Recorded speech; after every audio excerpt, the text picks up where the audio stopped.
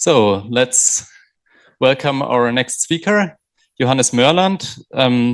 He is doing currently his master's at University in Göttingen, and his talk will be about his bachelor's work, basically, at University of Düsseldorf with Dagmer Bruß. Thank you. Yes, so basically today I will be speaking about bound entangled bell diagonal states in possibly unequal local dimensions. The local is hidden behind this window over there. And suitable entanglement witnesses. So yeah, it's admittedly quite a convoluted title. We published our results earlier this year. So there's a little QR code if you're interested. I also have it at the end. So if at the end of the talk you're still interested, you can scan it later. So yeah, my talk is divided as follows. I will first give a little introduction to make sense of the admittedly somewhat convoluted title. Then I will speak about the bell diagonal states and their construction in unequal local dimensions. And finally, I will speak about a construction procedure of suitable entanglement witnesses. Okay. So maybe as a little warm-up about bell states, you probably all know these. They constitute a maximally entangled basis of a 2-qubit Hilbert space. And well, you can see they are all maximally entangled because they have maximal Schmidt rank. And well, furthermore, they are all orthogonal to each other. And once we define those quantum states, we can expand in this basis some diagonal states by taking convex combinations. And this is basically the definition of bell diagonal states, as is usually used in QKD protocols, for example. And yeah, we will later generalize this notion for unequal local dimensions and higher dimensions. Okay, maybe a quick note on bound entanglement, because that also appears in the title. So say we have some bipartite Hilbert space and some entangled quantum state. Well, there is this notion of bound entanglement, which basically says the state is very weakly entangled. So you cannot extract or distill singlets from it, for example. That's usually the definition of bound entanglement. And it's notoriously difficult to detect because, well, yeah, you can't extract useful entanglement from them. And finally, we have this theorem by the Rodetskis. If a quantum state has a positive partial transpose and is entangled, then it's certainly bound entangled. So yeah, the usual entanglement detection criteria don't always work on bound entangled states. So that's why it's fun or a nice task to construct entanglement witnesses for those states. I will define entanglement witnesses later in more detail. Okay, so as a little motivation for my talk, those bell states I introduced or showed earlier are very symmetric, so they're a nice mathematical playground. And also they're very, very useful in QKD protocols because often you can assume that, without loss of generality, that the states that are used are actually bell diagonal. But if you, for example, couple an electron to some multi-level atom, then the local dimensions don't really coincide. And it would thus be nice to have some notion of a bell diagonal state, even if this assumption that the local dimensions are equal is not fulfilled. Second, as I already said, entanglement detection is usually very difficult, especially in higher dimensions. So it would be nice to have some inexpensive and easily applicable criteria to detect entanglement in quantum states, right? And entanglement witnesses provide exactly the tool that we're looking for. And well, we show construction of those. Yeah, and as I already said, in QKD protocols, it's often, you can often assume that the states you're using are bell diagonal. So we have the hopes that even for this unequal local dimension case, one could maybe construct some QKD protocols where our construction of the bell diagonal states could be used. But that's some project for the future. Okay, let's maybe start with those bell diagonal states of unequal local dimensions. So a tool we will be using throughout are the Heisenberg-Weil operators, which are a unitary generalization of the Pauli operators in d dimensions. We have this shift operator, which resembles the Pauli X matrix. So if you plug in D equals to 2, you will find the ordinary Pauli X matrix and the Pauli Z matrix. But those operators are, of course, also valid or well-defined in higher dimensions, right? And now Sylvester noticed that you can take products of those operators and construct a basis of operators on the Hilbert space in that way. And they are all unitary, and it's common in quantum physics to call them Heisenberg-Weil operators. So we will adhere to that terminology. It's also nice that they are all orthogonal with respect to this Hilbert-Schmidt inner product. So that's nice for computation purposes. And they are all traceless, except for the identity operator, which you get when you plug in alpha and beta equals to 0. Right, so we have a very, very nice basis for our operators that act on the Hilbert space. So now our aim is that, well, using those operators, we want to construct some Bell-like states in a bipartite Hilbert space. And throughout, without loss of generality, we will assume that the dimension of the first Hilbert space is smaller than the one of the second, right? Because you could just exchange the Hilbert spaces otherwise. And we will define this generalized Bell state, which is maximally entangled, in this way, right? There's a generalization of the phi plus state from the Bell set that we saw earlier, only now we allow for arbitrary local dimensions. It has maximal Schmidt rank, so it's maximally entangled. And using this state and the Heisenberg-Weil operators, we can now define this generalized Bell basis. So yeah, we did not find this notion anywhere before, so that's why I put our paper there again. And basically you get this generalized Bell basis by acting with tensor products of powers of those Z and X matrices on this phi 0, 0 or phi plus state. Right, and you can check with some computations that those states indeed constitute a basis, and they are all orthonormal to each other. And okay, because we construct them from local unitary operations on a maximally entangled state, of course, those phi alpha beta are also maximally entangled. So this is a very straightforward generalization of those Bell states, but it really only works if we arrange the Z and the X operator in this order. So you have to be careful when you have unequal local dimensions because of some entanglement properties.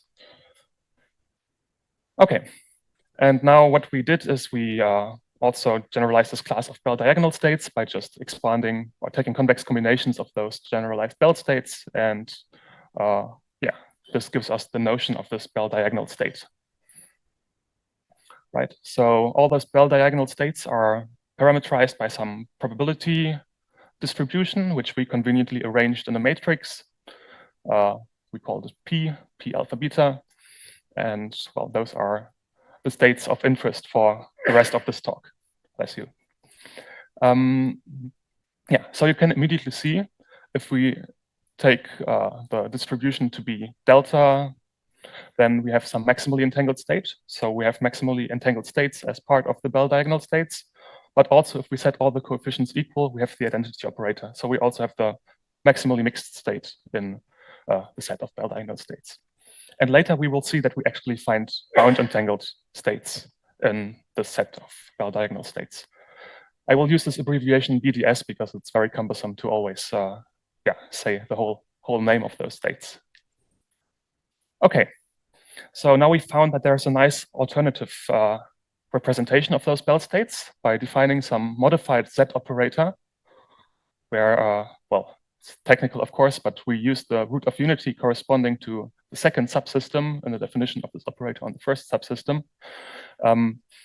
Well, if we introduce this operator, we have a very nice characterization of those Bell diagonal states in terms of their Fourier transform probabilities. Right, and you see in this picture, if we rewrite those states with those Fourier transform probabilities, then the operators in which the state is naturally expanded are diagonal. So on each side of the tensor product, the indices of those operators are the same.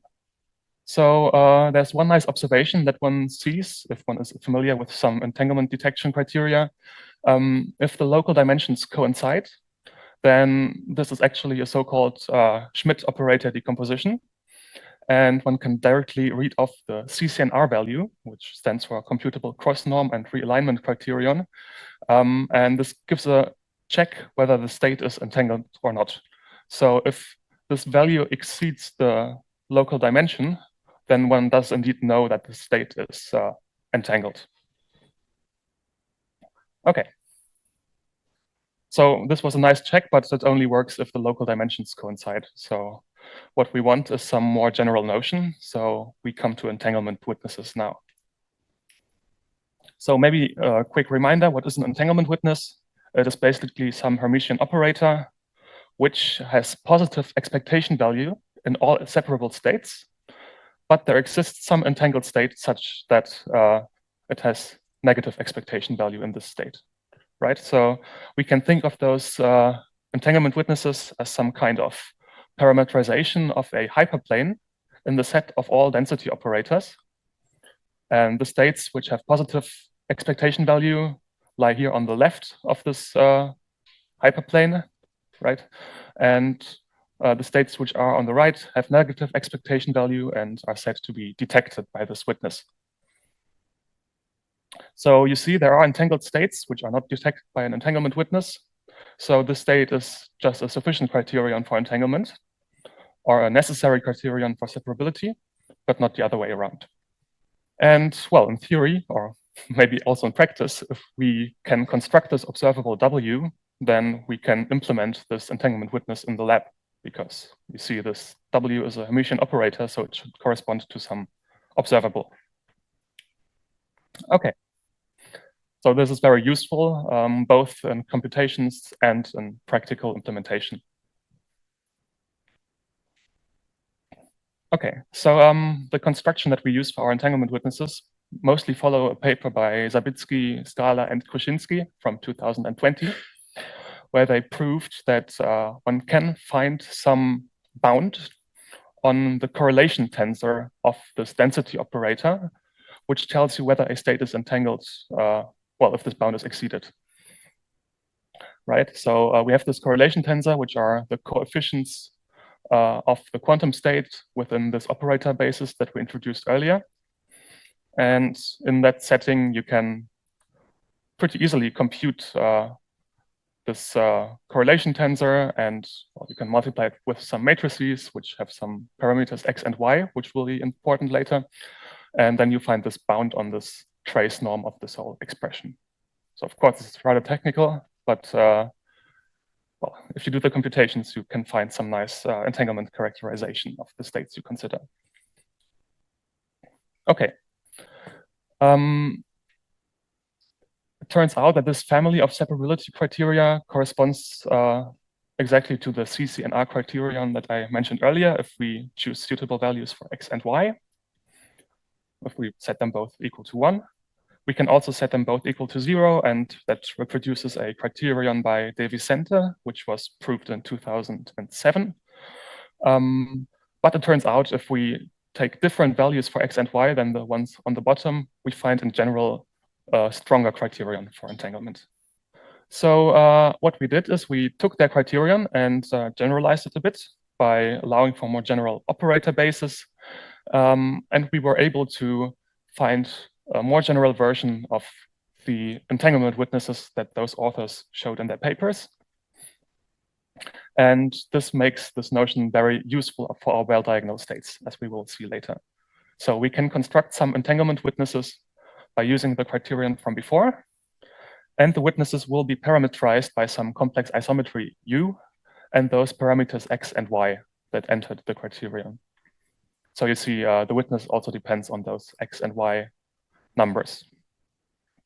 Okay, so now the question arises, if we have some detected quantum state rho, how do we optimize the witness that detects this state?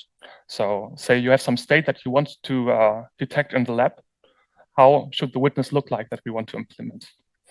And well, a priori, we have those parameters x and y and this isometry U, but it turns out that this complex isometry can be computed rather easily by taking some sort of singular value decomposition of our correlation tensor. And the matrices that yield the singular value decomposition give the optimal isometry U. So this is rather easy, but the question is, how do we optimize those X and Y parameters? And we imposed a optimization scheme which accounts for maximal noise robustness. So this is nice because, well, in practice, we always have some noise. So we want to make our witnesses as resistant to noise as possible. So in technical terms, we want to be able to mix our entangled state with as much white noise as possible, such that the state is still detected by the witness. So I give you a little picture. Here we have some generic entanglement witness, which depends on X and Y, and the isometry U, of course, but we already picked that to be optimal. And now we see our entangled state rho over there. And once we mix it with white noise, well, we have this line between rho and the maximally mixed state, right? And this witness here would be able to detect this rho over here with some white noise mixed to it, right?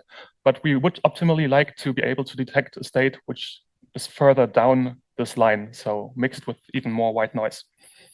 So our aim is that by optimizing, we find this better witness, which is displayed with the orange line, which is even able to detect this state rho over here.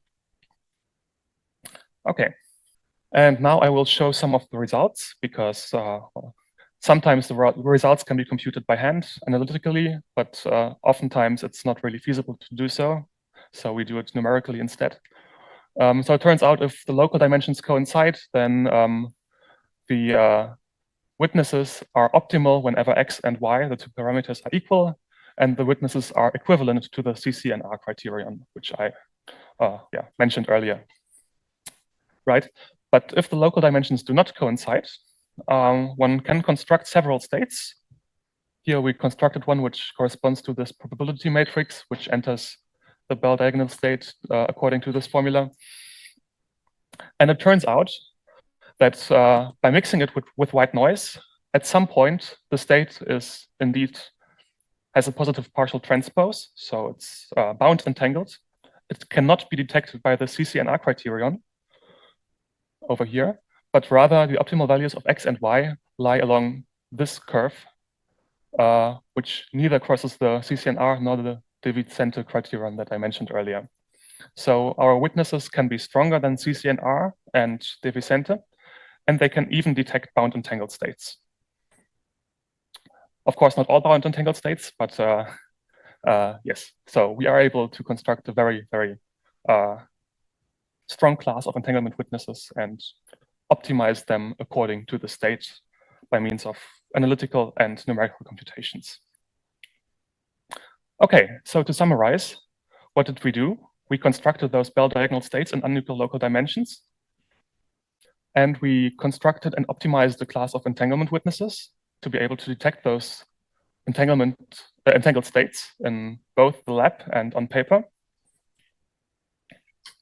And we used those entanglement witnesses to study the entanglement properties of the Bell diagonal states. And by doing so, we found out that we indeed have bound entangled states within the set of Bell diagonal states. Okay, so now I have some possible future aspects to look out for. So how could we implement those Bell diagonal states of unequal local dimensions in QKD protocols or other protocols in quantum information? Then there's this nice aspect of multipartite generalization and infinite dimensions, which we already mentioned to sketch, but there are some more details to be worked out in that scenario.